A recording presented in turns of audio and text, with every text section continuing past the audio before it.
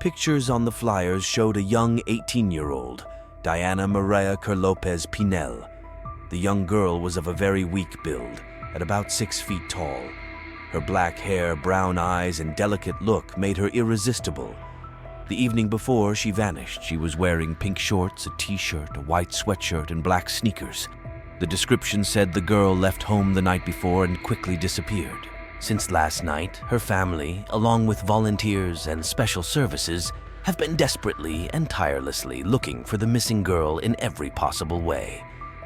They have scoured every street and explored every corner, hoping to find some signs and bring Diana home. Juan Carlos, Diana's father, was in Madrid but wasted no time in calling the police to trace the calls from his daughter's phone and find out the last location of her phone. He also called the local newspaper and urged residents to help with the search. If you have any information, even the smallest, call the police. The cops need your help. Diana's father reported Diana's mother, on the verge of depression, pleaded with the world. We are doing everything we can to find Diana, but we still haven't gotten any answers. If you have any information, please help us. We are in a position where even the slightest rumor can become important and help us find our daughter. Diana Maria Kwer Lopez Pinel was born on August 12, 1998 in Madrid. She was the daughter of Diana Cristina Lopez Pinel Pinarejo and Juan Carlo Kwer, and she had a sister named Valeria. The family was quite wealthy and closely connected. However, in 2013, Diana's parents split, which greatly affected the girls. They faced depression, often divided over the attention of their mother, who took most of the care of them. Despite this, the father saw his daughters daily. During holidays, Diana and her mother and sister often visited the small town of Apobre do Caramignao on the coast with a population of about 10,000. In the summer of 2016, Diana's family spent their vacations as normal in the cozy town of Apobre do Caramigal. Every summer they returned here to enjoy the silence and beauty of the place. Sunday, August 21st, promises to be just like all the other days. In the evening, around 10 o'clock, Diana went up to her mother and told her that she was going to go to Valle Inclán Park to meet her friends and have fun in honor of the Feast of the Virgin Carmen. Valle Inclán Park was not far from the cottage where the family was living and was a place where Diana often walked.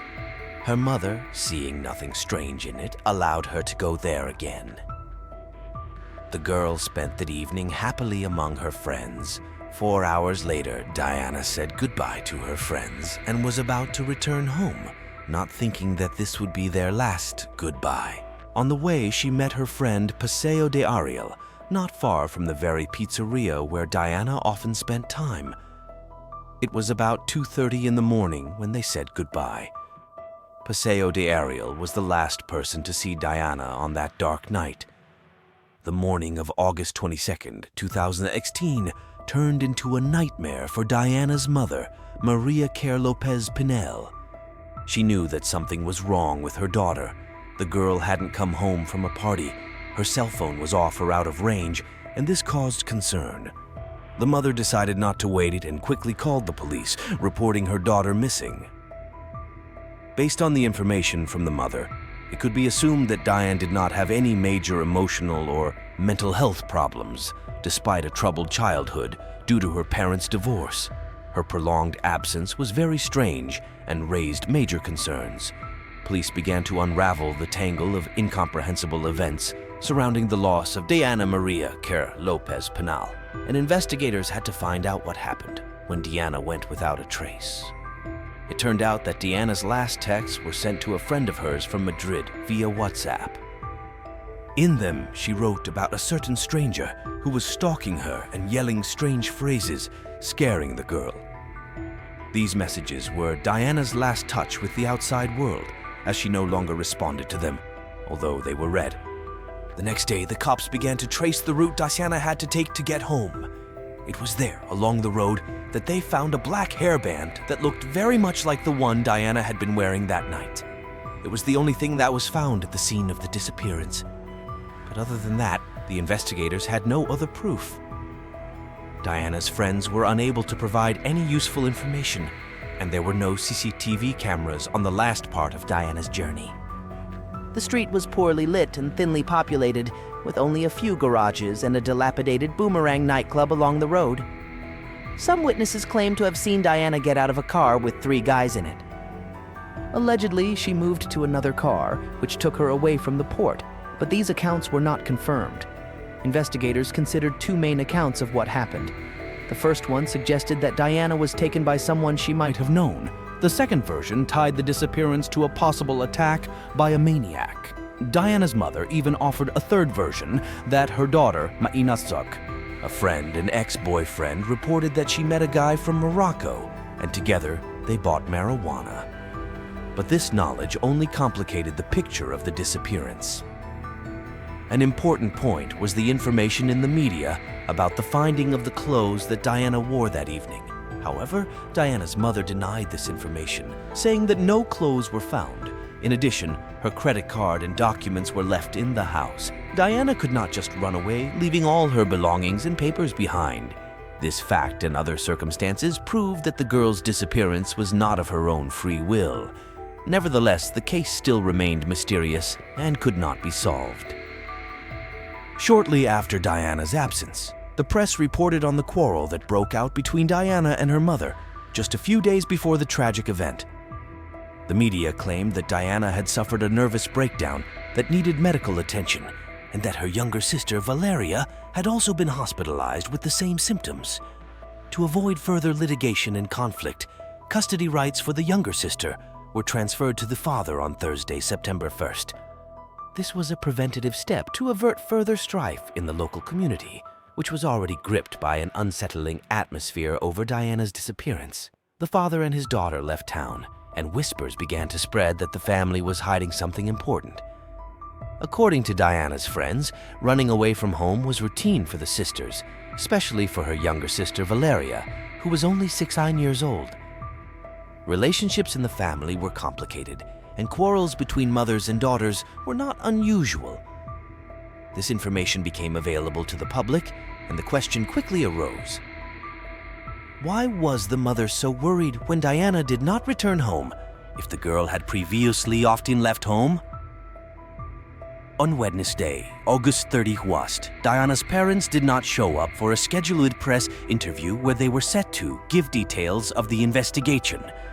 The family lawyer stated that the parents were emotionally crushed at the thought that they might never see their daughter again. The newspaper El Mundo published an article on September 11th that shed light on other parts of the family's life. It said that the mother's words that Diana did not have mental problems were contradicted by details about her April disappearance. At the time, Diane left home for 3 days and her mother did not call the police. The girl would turn off her phone to anger her mother and say she no longer wanted to live with her. Letters written by Diana and Valeria to each other also appeared in the press. From them, it became clear that both sisters were going through serious mental problems. Valeria has even been hospitalized several times over the past year, once having to have her stomach pumped due to an overdose of prescription drugs. In light of the lack of progress in the investigation into Diana's disappearance, prosecutors have into the abuse of the Lopez Pinel family's youngest daughter, Valeria. The investigation into Diane Kwer's disappearance continued to be serious and progressed. Questioning Diana's friends, including a young Moroccan man with whom Diana had a brief affair.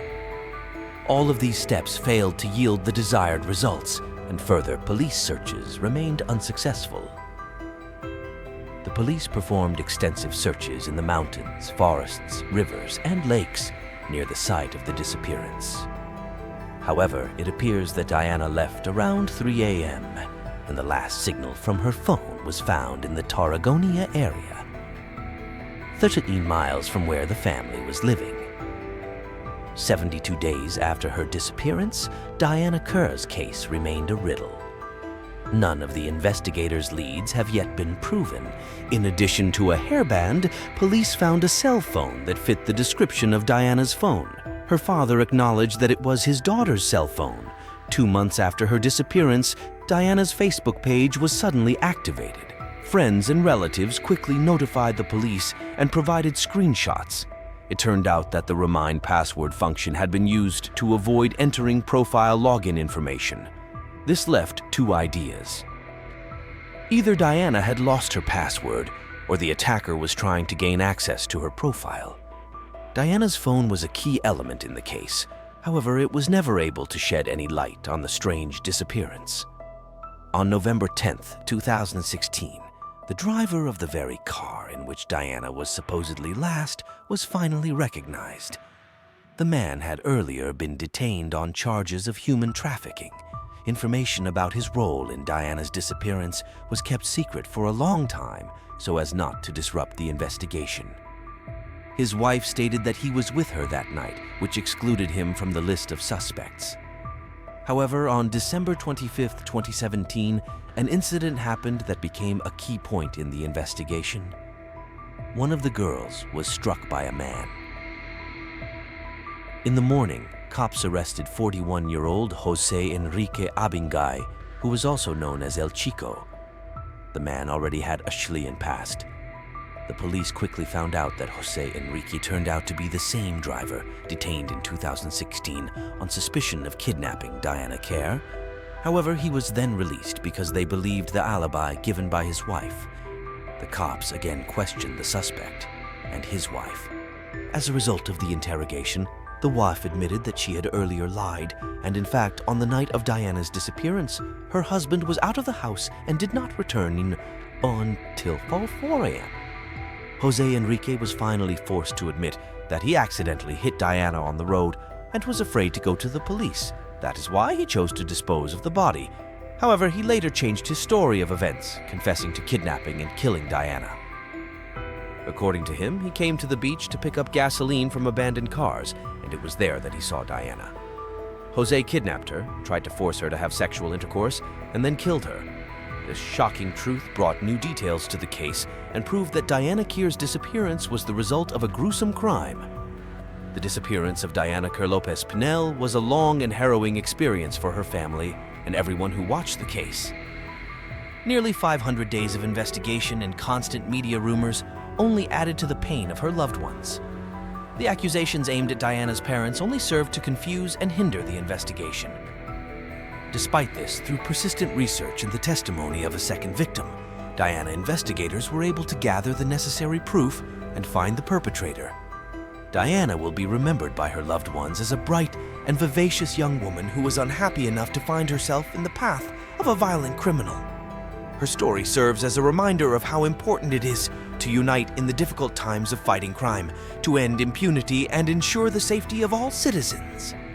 Unfortunately, the culprit did not admit for a long time where he hid Diana's body, but later family and friends managed to say goodbye to Diana and give her a proper burial.